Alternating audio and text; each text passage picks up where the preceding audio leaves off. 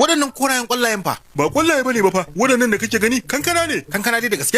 Amma giri kankana ba ja bace? Daga ciki take ja, amma daga waje koriya ce. Haka ne?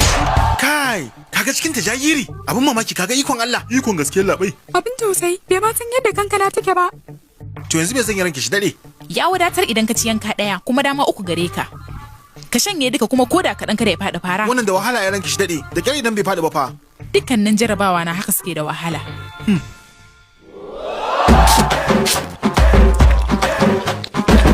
Jiri, kaga na shanye ta. Baka gani ba kamar rabin wata.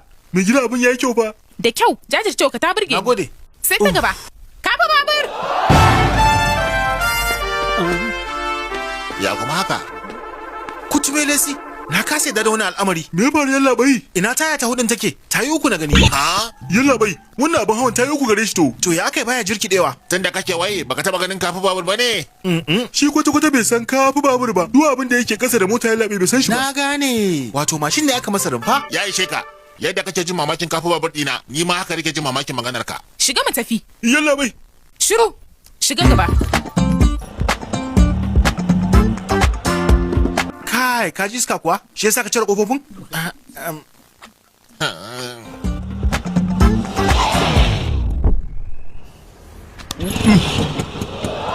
Kai da baka san kafi babur ba ta yi aka yi ka tayar to. Abin da yake tokare min kafa na jawo zan yar ashe kafan tayarwa ne. Sai na ji ya tashi. Kutume lesi, yanzu wannan makunni ne? Kan ta mai haka? Wai da gaske kake baka san kafi babur ba?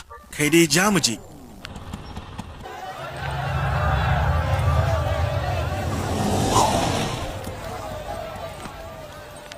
Mun gode Allah, ka kawo mu lafiya. Nawa ne kudin ka? 100. Mutum kun kawai?